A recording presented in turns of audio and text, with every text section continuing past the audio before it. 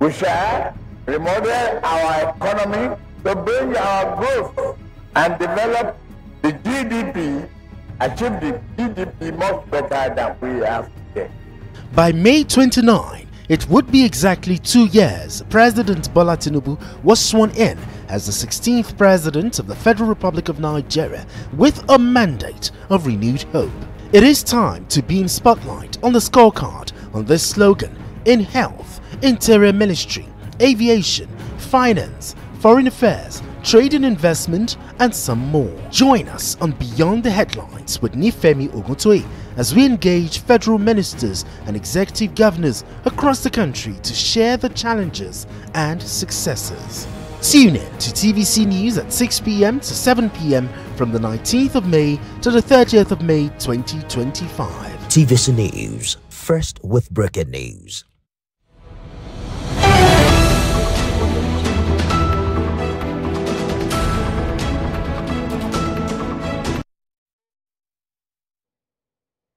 All right there, thank you so much for joining us on Business Nigeria.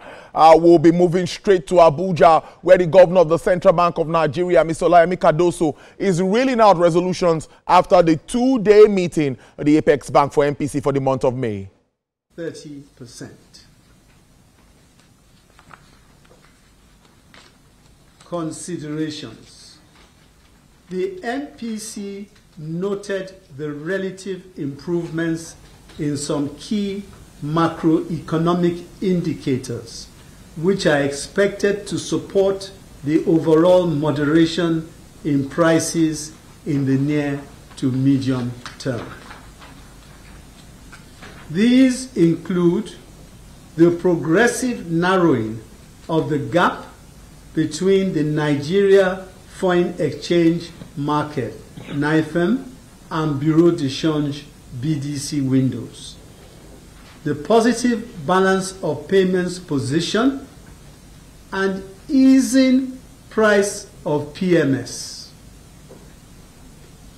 Members also noted with satisfaction the progressive moderation in food inflation and therefore commended the government for implementing measures to increase food supply, as well as stepping up the fight against insecurity, especially in farming communities. The MPC thus encouraged security agencies to sustain the momentum while government provides necessary inputs to farmers to further boost food production. The committee, however, acknowledged underlying inflationary pressures driven largely by high electricity prices, persistent foreign exchange demand pressure, and other legacy structural factors. The MPC noted new policies introduced by the federal government to boost local production, reduce foreign currency demand pressures, and thus lessen the pass-through to domestic prices. Given the relative stability observed in the foreign exchange market, members urged the bank to sustain the implementation of the ongoing reforms to further boost market confidence. The committee also called on the fiscal authority to strengthen current efforts at enhancing foreign exchange earnings, especially from gas, oil, and non-oil exports. The MPC, however, expressed concerns about the recent decline in crude oil prices attributable to increased production by non-OPEC members, as well as uncertainties associated with U.S. trade policy, which present new challenges for fiscal receipts and budget implementation. The committee reaffirmed the continued stability of the banking system following notable improvements in key performance indicators and observed the appreciable progress in the ongoing recapitalization exercise. Members thus called on the bank to sustain its effective oversight of the industry to ensure compliance with regulatory and macro-prudential guidelines. On the strength of these considerations and driven by the continued uncertain policy environment exacerbated by ongoing global shocks, members weighed the available policy options and were unanimous in their decision to hold policy to enable a better understanding of near-term developments. Members reaffirmed their commitment to prioritize policies targeted at anchoring inflation expectations and easing exchange rate pressure. Key developments in the domestic and global economies. According to the National Bureau of Statistics, NBS, headline inflation year-on-year declined to 23.71% in April 2025 compared with 24.23% in March 2025. On a month-on-month basis, it also declined to 1.86% in April 2025 from 3.9% in the previous month.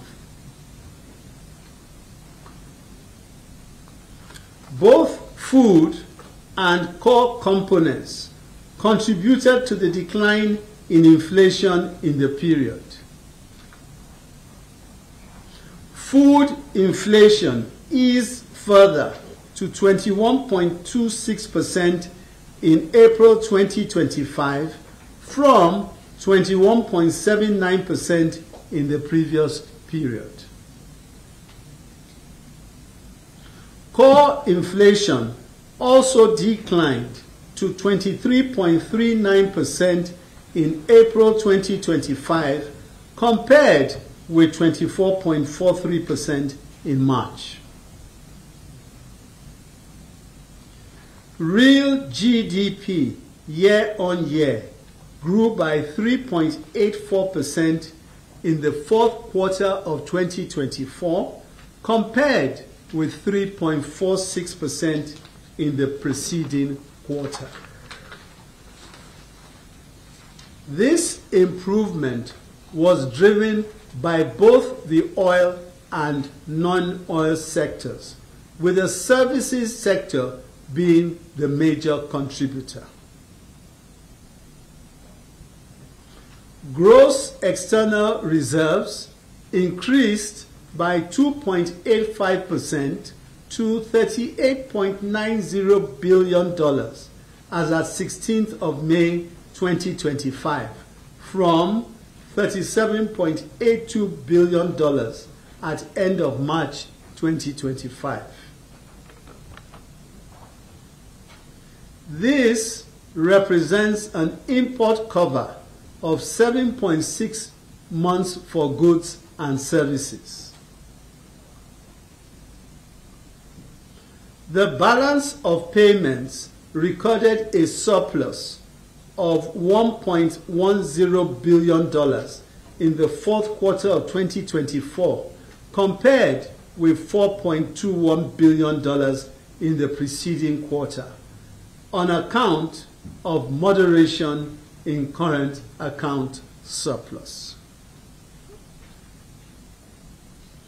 Although global output growth is expected to remain positive despite existing and emerging headwinds, the International Monetary Fund, IMF, downgraded its global growth forecast to 2.8% in 2025 and 3% in 2026, compared with 3.3% in 2024 due to the uncertain policy environment.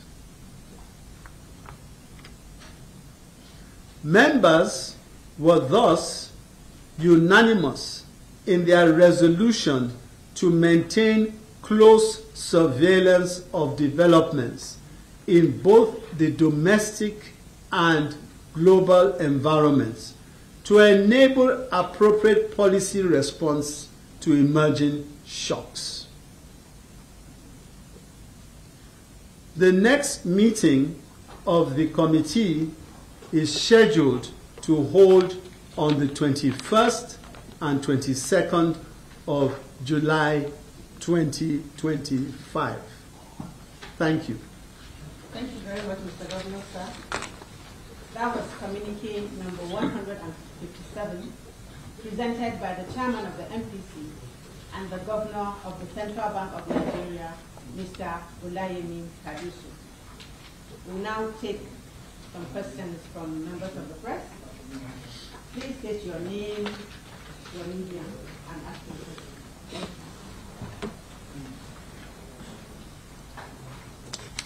Thank you. Thank you, Mr. Governor. Good afternoon, members of the MPC. My question is around big players now starting to better Nigeria's macroeconomic comeback story.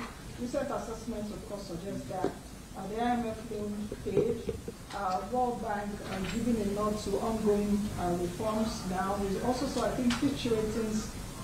We also saw Fitch ratings just, I think, a few weeks ago, boosting Nigeria's outlook from stable to positive. On paper, things are looking up, but inflation keeps biting. We just got a report from NBS, I think, was it on Monday or so, that inflation now is at 23.78%, still double digit from 24.23%.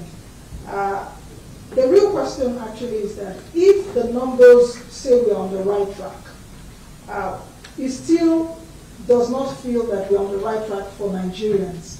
How do Nigerians interpret this into meaningful impact? That is my All right, then. question. You've heard it live from the Central Bank Governor, Mr. Yemi Cardoso. The Monetary Policy Committee retains the monetary policy rate at 27.50%, and the asymmetric corridor plus 500 and 500 basis points. Well, let's get his response to the question raised by journalists in the House. The Fitch upgrade is particularly important because it was coming at a time where there were global economic headwinds and shocks, and there was a lot of uncertainty. So it's important for us to realize that in spite of all that, there was a move by Fitch to upgrade. And I think that is a very, very positive signal. It's a very, very positive measure. Now, in terms of how this whole macroeconomic fundamentals are playing out, in spite of the fact, like you said, there have been positive endorsements from all kinds of bodies that make it a point of duty to observe and critique the moves that various countries are making to ensure they have stability in their economies. And your question basically is, well, that may seem positive, but how does that translate to getting the feeling that things are better? Now, I think it's important to say that investors, and let's face it, without investments, economies don't grow. Investors don't go to where there's instability. So I think that is the first thing to understand. On the journey, and this is a journey, investors don't go out to invest to lose money. They go out to invest because there's stability in an economy and they can plan. With that stability comes confidence. With confidence comes investment. And with investment comes growth and output. I think that's definitely the trajectory that you will find in all countries of the world. We obviously have been through a long period of instability. And I think that clearly what is being recognized is that the Nigerian economy is now stable and there's interest in those who want to invest to now invest. Clearly, the inflation numbers themselves speak for themselves. Collaboration between the fiscal and the monetary side. Definitely, the journey that we are going through will begin to yield greater results as time goes on. I have no doubt about that. On the issue of depreciation of the currency, which obviously everybody is always very interested in.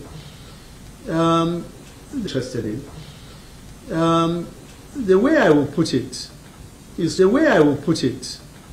to say that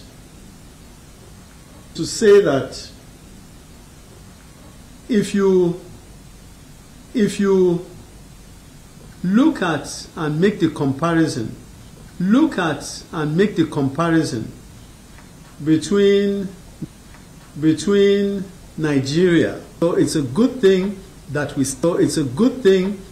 started these reforms early, and that we stayed the course early, and that we stayed the course to the point where we built buffers which are able to withstand shocks that come in, and that really up to that point in time, and are bringing about the results. And at that point in time, and are bringing about the results. And I always say that the numbers speak for themselves. Beyond the gross reserves, which are 40 billion as at that time, the net reserves have grown quantumly. And that will continue to be, and that will continue the path whereby we will ensure that we have sufficient buffers beyond the IMF 6-month import cover to ensure that we continue to keep our economy in a safe and sound mode. The sustainability of the surplus you talk about, and again, I must comment that in itself speaks volumes, because you have a situation where beyond just oil prices, in fact, if you look at the oil sector itself, you'll find that the importation had gone down with the Dangote refinery and all the other refineries coming up. The demand obviously will go down. The gas exports have, been on an upward trajectory. Now that we have a competitive currency, and it's something that you will hear me talk about over and over and over again. Our currency now is more competitive. So this should encourage exports. And indeed, for us as Nigeria and Nigerian businessmen, the opportunity to extend that dragnet into our sub-region is also an enormous opportunity now that we have such a competitive currency. So, to answer your question, my belief is that if we continue doing the things we have done up to this point in time that have resulted in a positive surplus, we should be able to, in fact, improve that without too much of a problem.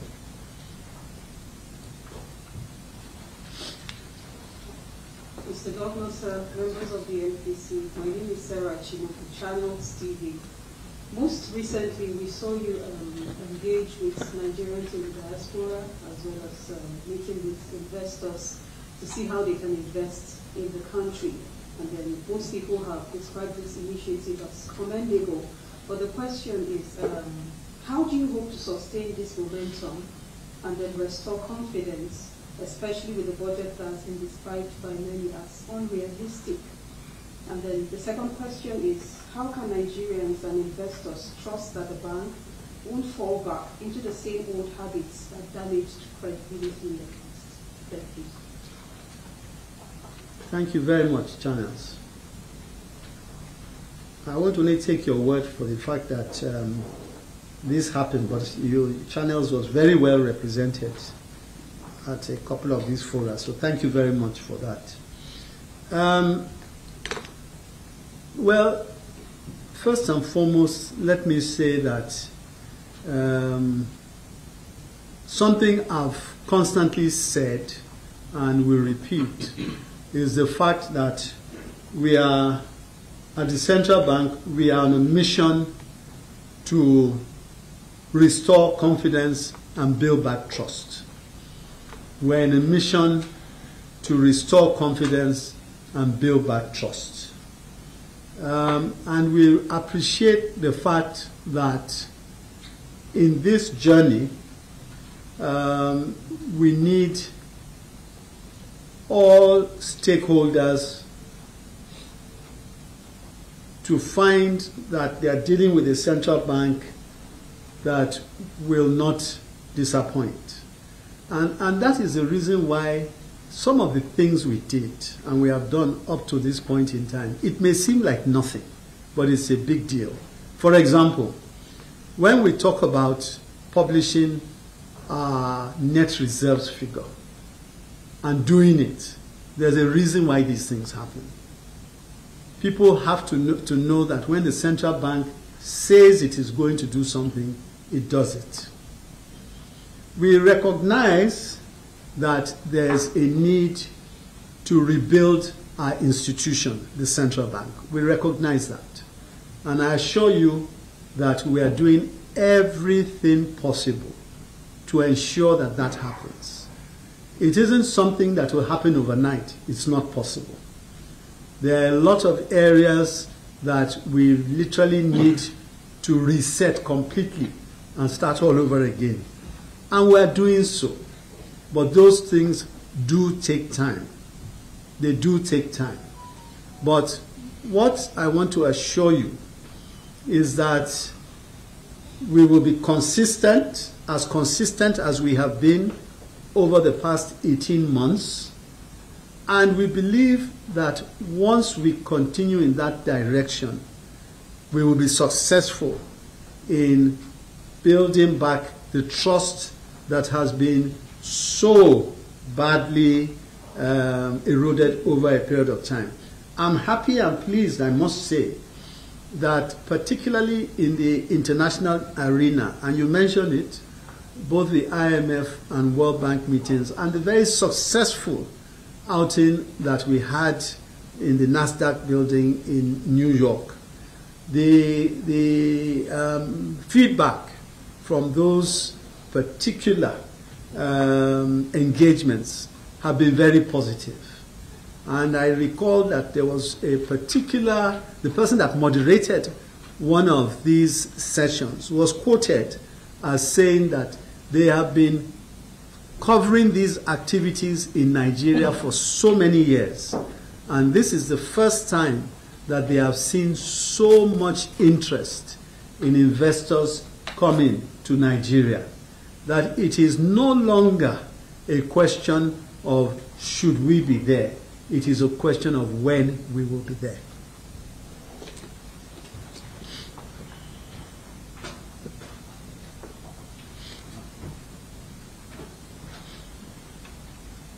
Good afternoon, Mr. Governor. Good afternoon, committee members. My name is Mustafa Kabir. Well, all right, then you've heard the question and answer session, and the central bank governor making his position clear, saying Nigeria is set for business. Investors are welcome into the country. Well, let's again take you through the conclusions, the takeout from this May meeting. The MPC retains MPR